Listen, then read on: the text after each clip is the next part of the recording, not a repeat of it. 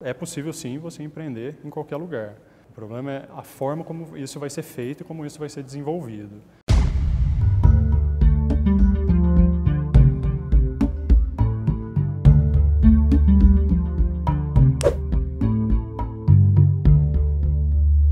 Olá, Brasil dá início à série Diálogos Regionais, desta vez trazendo o tradicional debate das grandes questões nacionais para serem discutidos sob um olhar mais regional, desvendando problemas e possíveis soluções, sempre com foco na realidade local.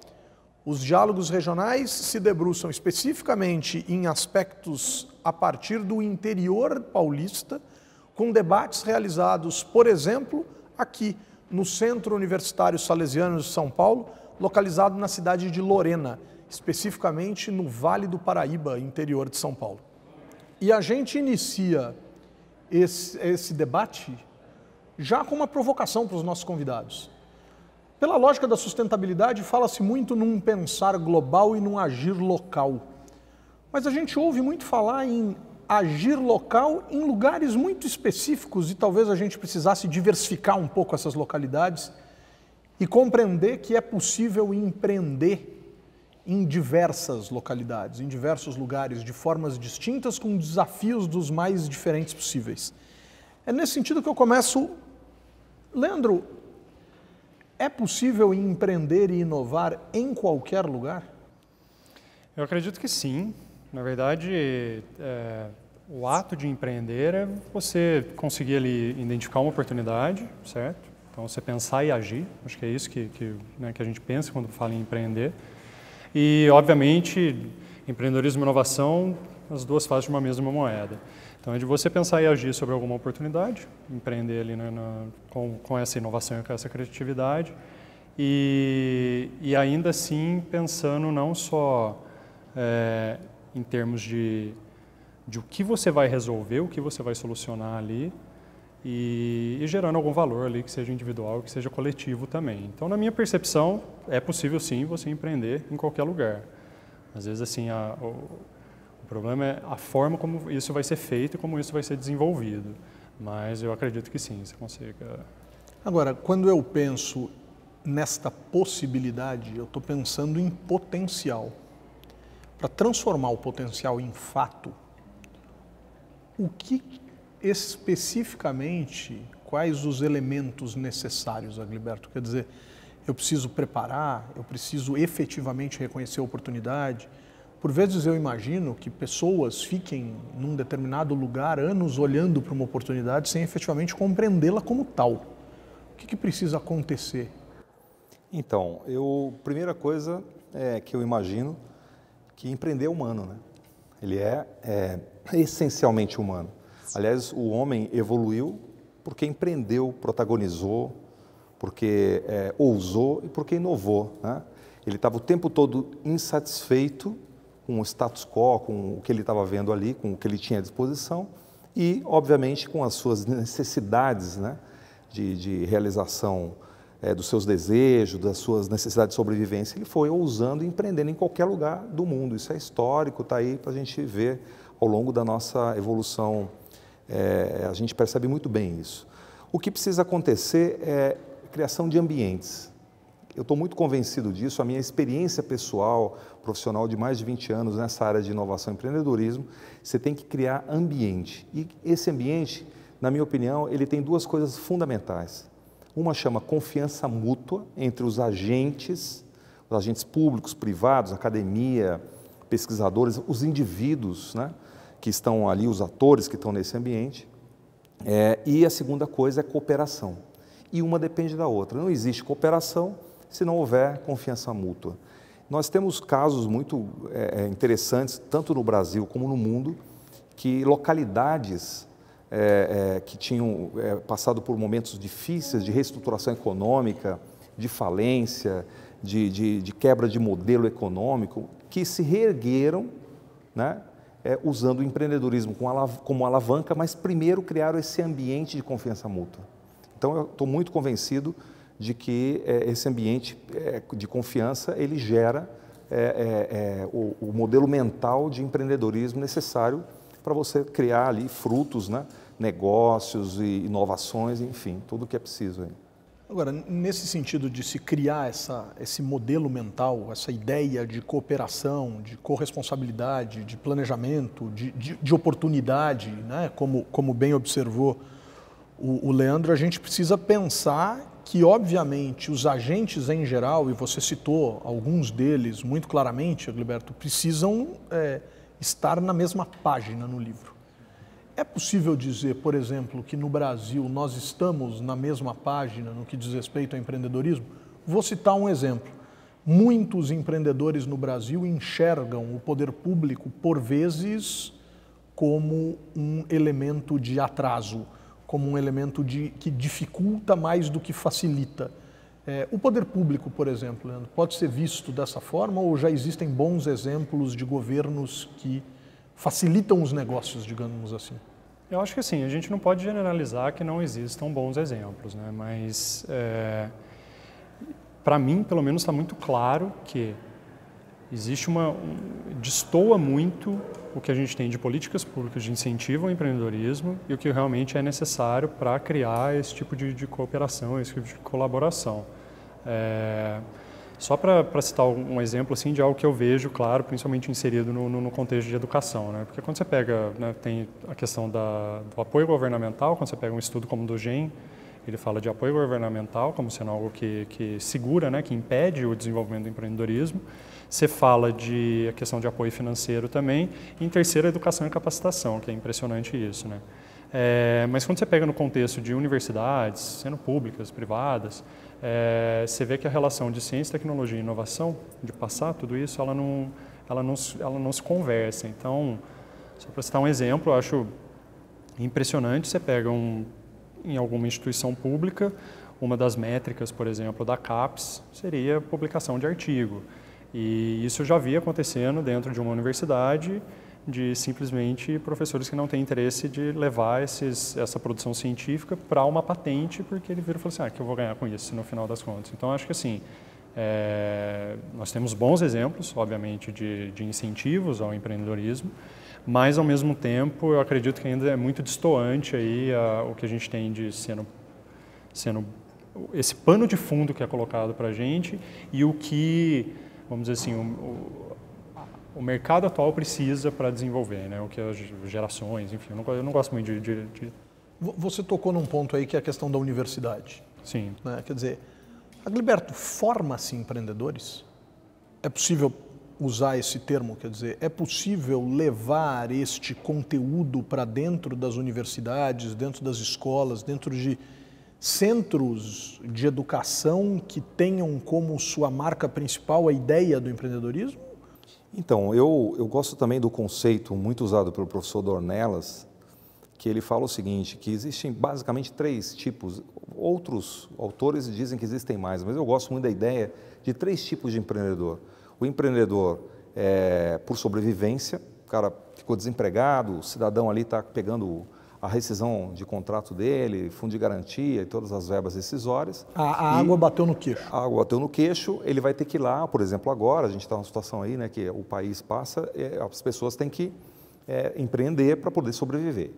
Esse não é um bom empreendimento porque, via de regra, ele não tem tempo de se formar, de se capacitar. Mesmo que a universidade, as escolas deem educação empreendedora, ele faz isso muito mais na pressão, né? Existe o outro por herança, que ele é herdeiro, herdou um negócio do pai, passou de pai para filho, independente do porte da empresa ou do negócio, ele vai tocar aquilo lá e às vezes ele também não tem tempo para se capacitar ou não teve a prevenção de fazer isso com antecedência. E o outro, que é o empreendedor normal, que é o planejador, eu gosto muito da ideia de o desenvolvedor de oportunidades. Esse estuda, esse se prepara, esse realmente monta o seu planejamento. As escolas, a educação é linha mestra desse empreendedor, que eu chamo de empreendedor normal, né? Que é o empreendedor desenvolvedor de oportunidades. E esse é interessante, que tem a formação na área de lógica, matemática, financeira, que tem a formação de pessoas, né? Desenvolvimento de pessoas, tem a formação de mercado, de cultura geral, de política, porque todos esses ingredientes quando são colocados como conteúdo programático da educação empreendedora, formam um empreendedor mais sustentável.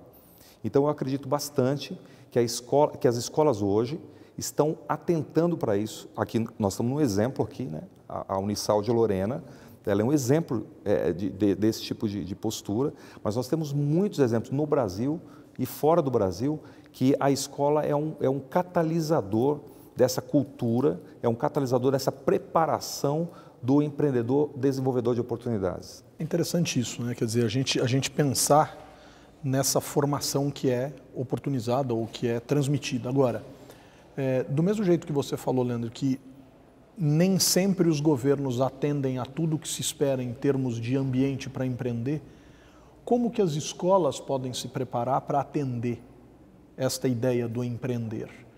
Porque tanto quanto governos, por vezes, podem ser ineficientes naquilo que se entende por empreender, escolas também podem não compreender exatamente a plenitude dessa lógica ou o todo desse evento. Em que medida que as escolas também precisam se preparar para preparar? Eu acho que a primeira coisa que a gente tem que ter em mente, no final das contas, é que empreender é uma questão atitudinal. Isso, na minha opinião, assim, eu acho que o início, pelo menos, você tem que mudar o modo de pensar né, dos alunos, vamos dizer assim. Então, eu acho que esse é o primeiro foco que a escola tem que ter, de como que eu vou criar essa cultura dentro do meu ambiente. E para a criação de cultura, a gente sabe que cultura não é um salto, né? Então é passo a passo. Então, assim, para eu transformar o meu aluno em empreendedor, vamos por assim, pegando uma escola, e aqui eu estou falando de ensino superior, na minha opinião, acho que tem que começar bem antes também, né? Porque eu acho que tem que começar desde criança já esse tipo de mentalidade.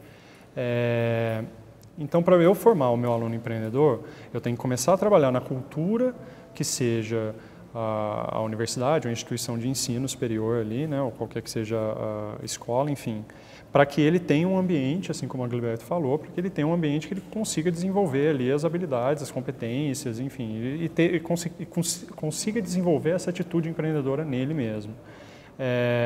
Eu gosto bastante também da definição do professor Dornelas, mas eu gosto de pensar assim, que empreendedor, ele não necessariamente vai ser só aquela pessoa que abre o próprio negócio também. Ele pode utilizar das suas, e isso até a gente comentou aqui no começo, que ele pode utilizar dessas atitudes, dessas competências para projetos pessoais e profissionais. Então, assim, uma escola que ela seja focada numa escola, um ensino por competências, por exemplo, no meu ponto de vista, é o início. Só que a gente tem que pensar que não é só dentro de sala de aula. Então, você tem que criar mesmo um ambiente onde tenha um suporte, onde as pessoas pensam em empreendedorismo.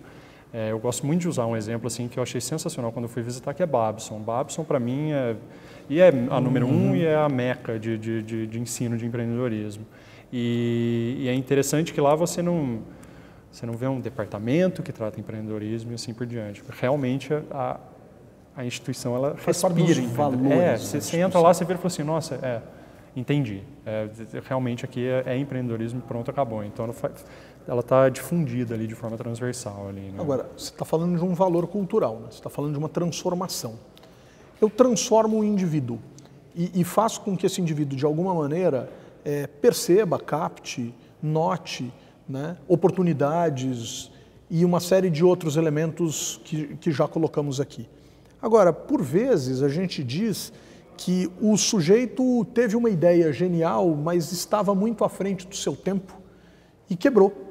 Quebrou porque talvez as pessoas não tenham entendido o quão à frente do seu tempo estava aquele negócio proposto com uma certa antecedência. Quer dizer, o quanto também que eu não preciso, Agliberto, preparar de uma certa maneira a sociedade para esses nossos tempos ou para esses novos tempos.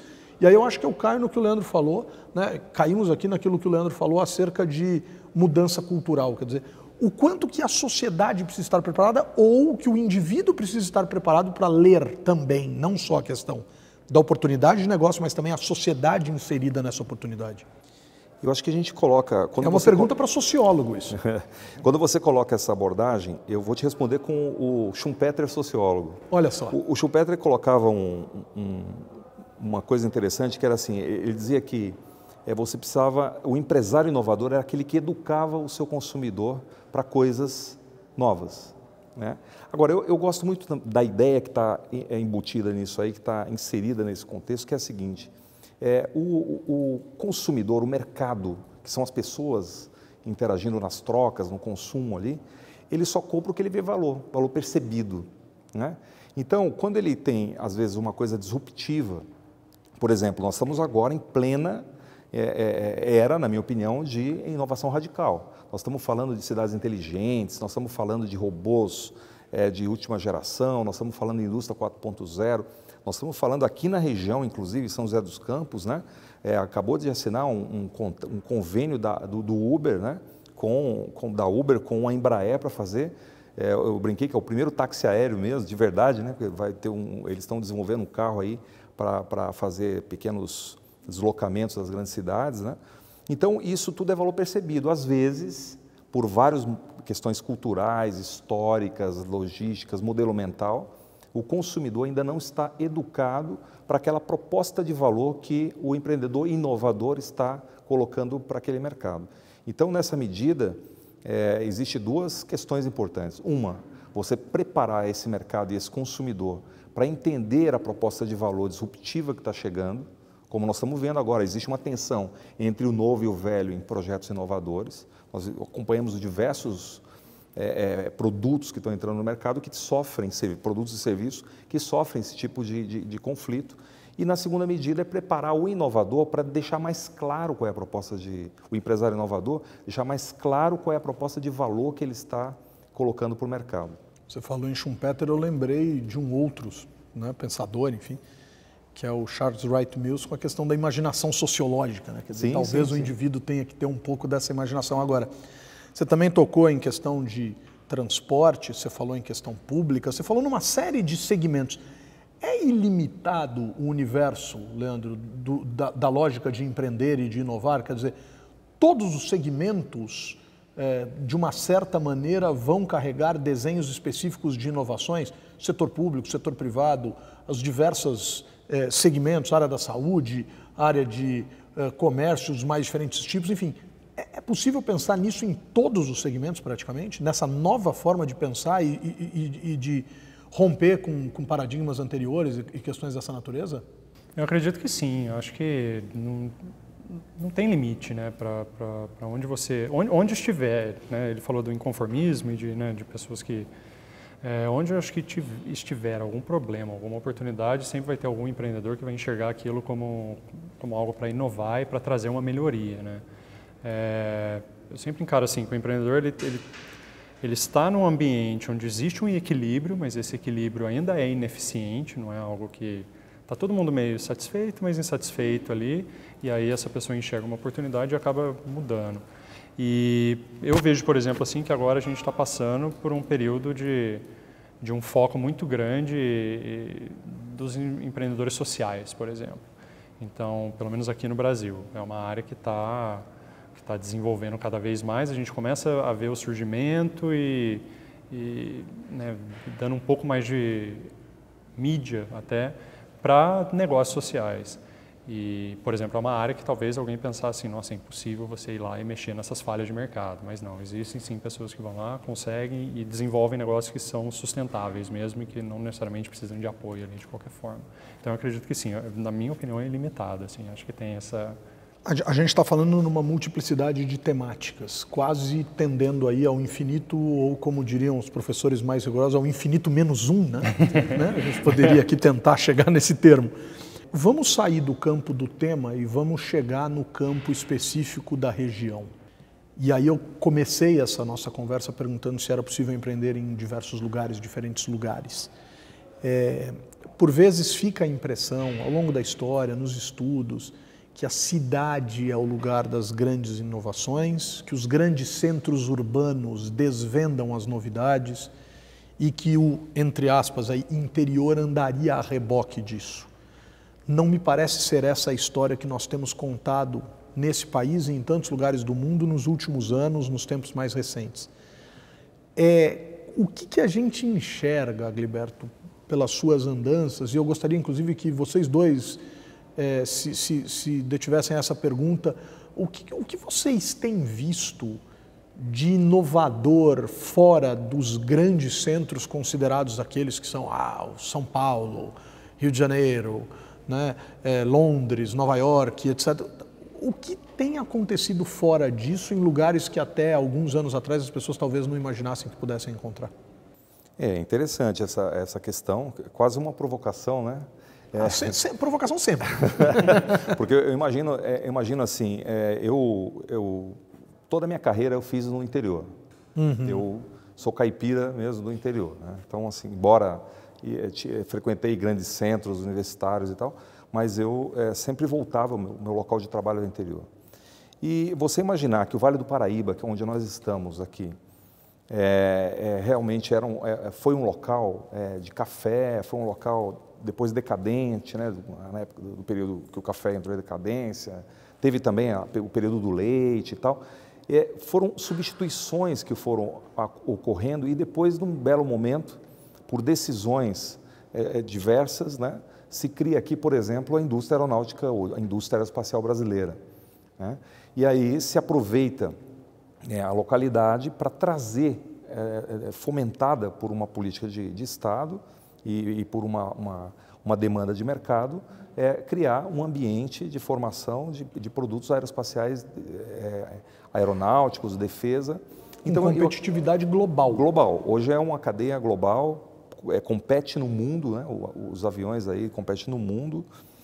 Então, existem muitas coisas acontecendo no interior. Isso para falar de cidades menores. Se nós formos falar da zona rural, é o setor que mais cresceu no Brasil, onde a inovação é contínua, que é um grande problema hoje de incentivo à inovação, é que há muita descontinuidade em programas, né?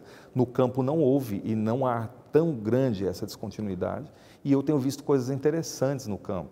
Por exemplo, nós hoje já conseguimos fazer os cultivos, já conseguimos fazer planejamento de safra, já conseguimos olhar o resultado da safra por geoprocessamento, por tratamento de imagem de satélite, por softwares, né, de medição, aqui em São José dos Campos, por exemplo, tem lá um balão que foram desenvolvidos lá para fazer telecomunicação, onde não chega a internet no campo, esse balão vai lá e provê a internet para a necessidade do campo. Então lá o cara consegue, daí o agrônomo, o engenheiro, o cara que está lá trabalhando no campo, onde não tem a última milha oferecendo telecom, oferecendo energia, eles levam bastante tecnologia, solar, eólica, software, tratamentos em geral aí. Então eu tenho visto muita coisa ligada ao campo e o Brasil tem um universo para ser explorado em cidades pequenas. Nós temos exemplos no Brasil, exemplo de Sorriso, tem exemplos aqui no interior de São Paulo, Sorriso do Mato Grosso, no interior de São Paulo, Agudos, tem desenvolvimento da silvicultura, tratando biologicamente novas espécies, tratando de gestão da produção e da safra, muito interessante. Eu acredito que hoje no Brasil é o setor que mais está sendo vitalizado com essa inteligência inovadora, de tecnologias inovadoras. Eu acho interessante isso que você está colocando, porque a tecnologia é algo tão presente hoje no campo que eu não tenho mais conseguido assistir com a facilidade de outrora programas de televisão, por exemplo, que tratam de casos rurais, né? Era uma coisa meio assim, a vida no campo, a vaca no pasto, o sujeito no trator. Não existe mais isso. Os programas hoje que tratam do universo rural são programas predominantemente, em boa parte das suas pautas, programas sobre tecnologia. Sim, e aí a coisa se torna muito mais complexa e, obviamente, interessante, desafiadora.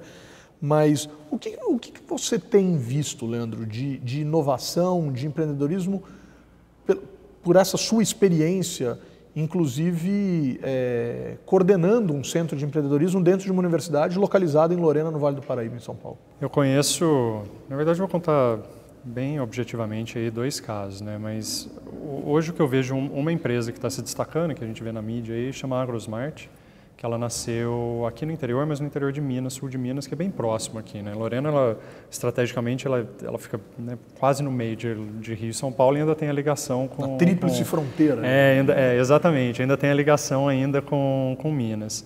E a AgroSmart, ela nasceu no conceito de internet das coisas, né, em cima desse conceito aí, então trouxe, não só em vez de trazer a cidade inteligente, o campo inteligente, né, que ela criou ali. Então, esse monitoramento mesmo da plantação e da colheita, e aí que agora não tem mais aquilo né, de o lavrador sair, ficar olhando, não, é ali no celular, ele tem acesso ao que está acontecendo ali, qualquer questão de terra, de tempo, tudo isso interligado ali. Então, esse é um exemplo. E um outro mais local mesmo, daqui de Lorena, que ainda não necessariamente ligado à tecnologia, mas há uma área que eu vejo assim que do empreendedorismo para mim é sensacional, que é o desenvolvimento, né? Porque o empreendedor ele vai em cima do desenvolvimento socioeconômico ali da região, né? Então esse é o resultado maior dele. E nós temos aqui, inclusive um professor aqui que em parceria com a gente, ele está trabalhando com a permacultura na região rural de Lorena. Então ele desenvolveu, ele revitalizou, vamos dizer assim, uma fazenda de produtor rural, aqui local, que já não tinha mais, não sabia o que fazer com aquela fazenda, chegou com um projeto de aluno e ele revitalizou a fazenda e agora já está começando a criar também uma associação de produtores locais. Estão fazendo uma feira no meio da cidade para fazer a venda desses produtos, ou seja, levantando mesmo, fazendo, né, desenvolvendo não só a região, né, não só essa fazenda, mas também como a região também. Então, acho que esses dois exemplos, assim, tanto do lado tecnológico como também do lado social, né, que eu acho que é interessante também a gente... É que é interessante que espraia, né? Sim. Reverbera, né? Parece que é um movimento, efetivamente, né? A gente vê isso em várias áreas, como a gente já tocou aqui, mas é algo que vai... claro que pode haver algum tipo de ruptura, claro que pode haver algum tipo de desgaste, algum tipo de insucesso, ou um fracasso, enfim, mas é interessante que ocorre por ondas e por movimentos, né? Agora, essas ondas e esses movimentos, por vezes, não findam também saturando o ambiente? Ou seja, as pessoas, por vezes, não acabam indo numa lógica de um efeito, né, manada, assim, para determinados segmentos e isso satura alguns ambientes? Quer dizer, como é que também as pessoas podem perceber isso e se defender desse tipo de tendência que nem sempre é a melhor possível? Vou usar o exemplo dos food trucks em São Paulo, por exemplo. Então, uma explosão de food truck em São Paulo e de repente não tem mais food truck ou são muito poucos os food trucks. Como é que a gente consegue perceber isso? Outra coisa também interessante, eu gosto muito de olhar os dados e o impacto desses dados na sociedade, como é que eles se organizam e falam para a gente as tendências, né? Por exemplo, hoje nós já temos aí mais de 70% dos acessos de internet móvel no Brasil já é feito por smartphone, né? Nós temos, isso é uma revolução bastante significativa. E junto com isso vem a revolução dos sensores. Você colocando sensores, adquirindo dados em diversas coisas, a chamada internet das coisas aí, você consegue fazer aplicativos e esses aplicativos viram negócios que permitem os pequenos também consumir ou participar desse jogo empreendedor que a localidade ou que o país está vivenciando. Então, eu acredito muito que existem, aí usando de novo a questão do Schumpeter, né, destruição criativa, você tem coisas que chegam rápido, fazem muito dinheiro rápido e vão embora rápido. Por exemplo, grandes empresas como a Apple lançou uma febre, que era o iPod, um MP3, tocava músicas ali, né? Hoje, eu pergunto na minha sala de aula quem tem MP3, o pessoal olha para a cara do outro e já não sabe mais o que é, quase, né? Já ninguém mais tem, porque foi substituído por um outro tipo de tocador de música que você tem no celular a qualquer hora, em qualquer lugar, não precisa mais comprar um aparelho específico para aquilo. Então, a tendência, ela existe e ela tem técnicas para se medir isso. Eu gosto muito de uma, que é a curva de Kotler, onde você identifica claramente no teu mercado, no teu segmento, qual o momento de você substituir o teu produto. Ou seja, você mesmo, a tua empresa mesmo, o teu negócio mesmo, ele começa a ter um processo de matar o teu produto, mas substituindo por um novo, ou melhor, colocando um novo no lugar antes que a concorrência o faça.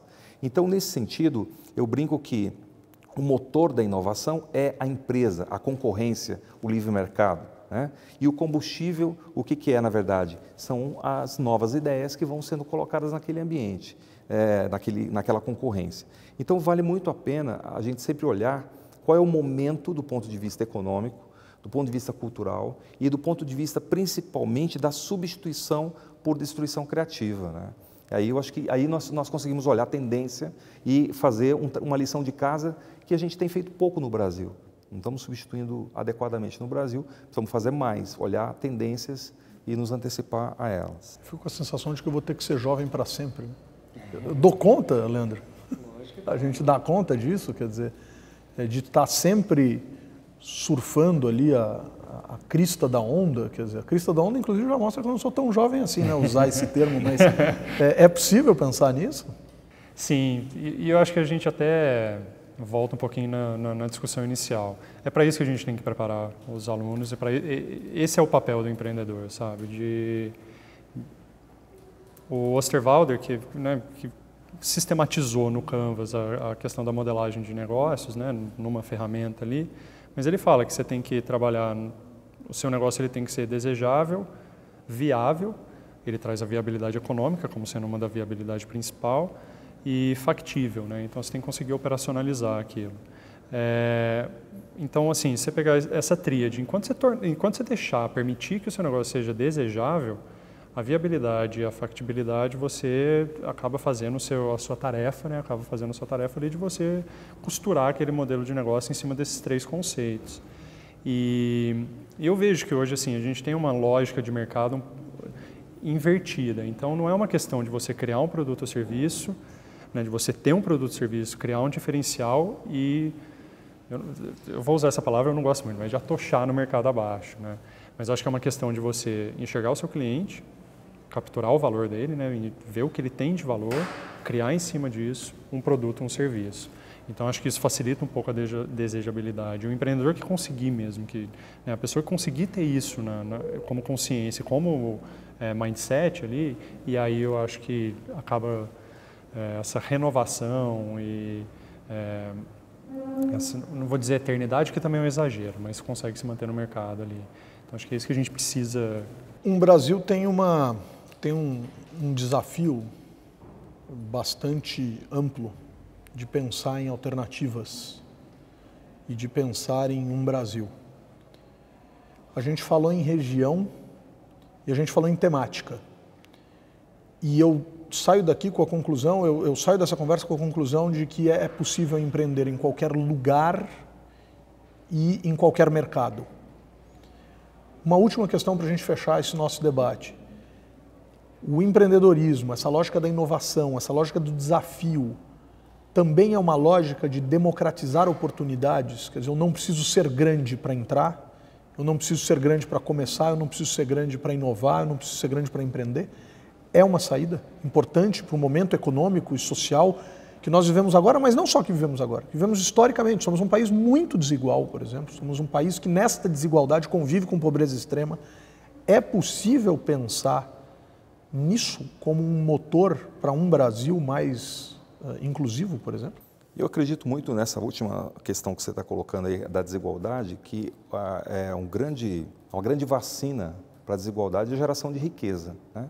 Então, se a gente gera mais riqueza, ou tem movimento de geração de riqueza em maior quantidade, você consegue eliminar os outros efeitos negativos que geram as desigualdades que a gente tem no país. Eu acredito muito nisso. O empreendedorismo, como um protagonismo, como ousadia, como um movimento de tocar a própria vida, né, de fazer a sua própria vida, aliado com a educação desde lá de baixo, né, de 5 anos, pré-infância, ensino fundamental, criar um novo modelo mental no país de que as pessoas precisam tomar conta da sua vida, precisam empreender nesse sentido, né, mais a inovação, que é essa coisa de você estar olhando sempre o valor, o desejo que o mercado tem para consumir o valor que você pode ofertar. Porque, de novo, quem consome é o mercado, e o mercado são pessoas em trocas constantes, né? O cara vai vendo valor, ele vai trocando por dinheiro, por outras coisas e vai tocando as coisas ali. Existe um movimento muito grande de startups, que não só no Brasil, mas no mundo. Se você pegar as 10 maiores empresas inovadoras do mundo que estão aí hoje no mercado, elas não existiam há 40 anos atrás, né? Você tem vários exemplos desses. Então, você imagina que todas elas nasceram de uma universidade, dentro de uma universidade, como esse exemplo aqui, que o próprio Leandro coordena aqui na Unisal, um centro de empreendedorismo, demonstrando, transformando conhecimento em negócio, ideia em viabilidade econômica e coisas assim.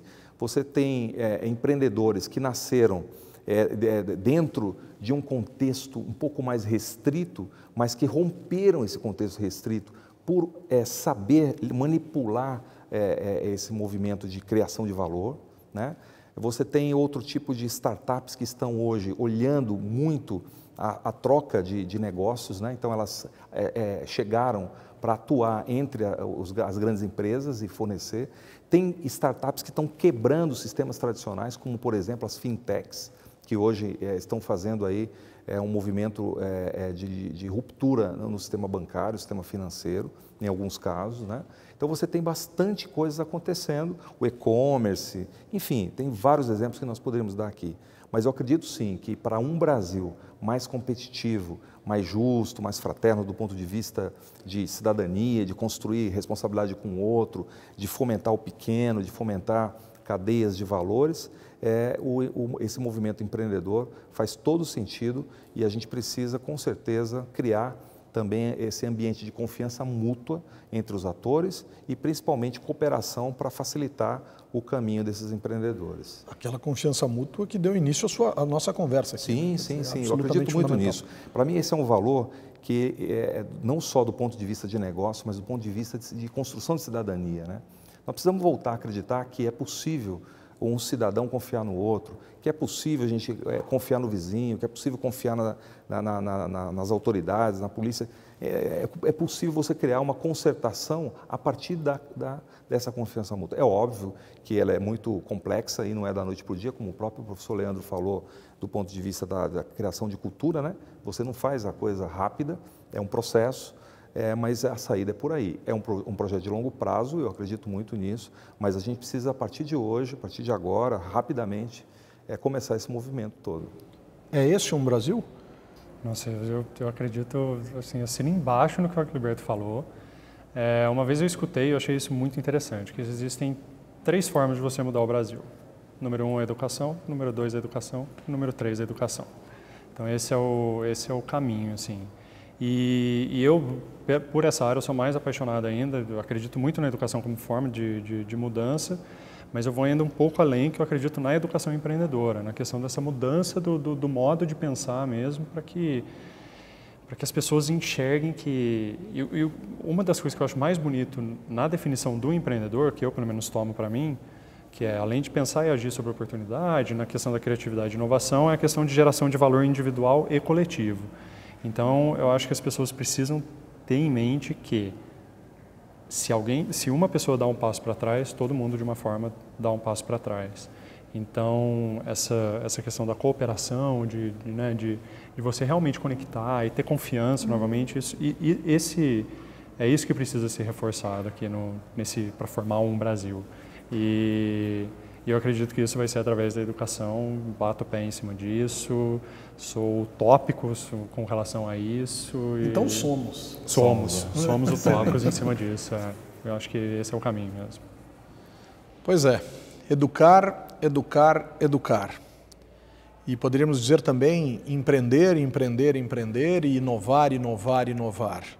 Em diferentes áreas e setores de nossa economia, em diferentes realidades socioeconômicas num país tão diverso, mas também, e a partir desse debate, em diferentes olhares acerca de realidades distintas do ponto de vista da localidade. E assim um Brasil deu início aqui aos diálogos regionais, se debruçando nessa primeira etapa no interior paulista, mais especificamente no Vale do Paraíba, onde, a partir daqui do Centro Universitário Salesiano em Lorena, de São Paulo, em Lorena, interior de São Paulo, tivemos a oportunidade de conversar com Leandro Costa e Agliberto Chagas a respeito desta essencial, deste fundamental desafio que é empreender, inovar e educar. Muito obrigado. Eu que agradeço.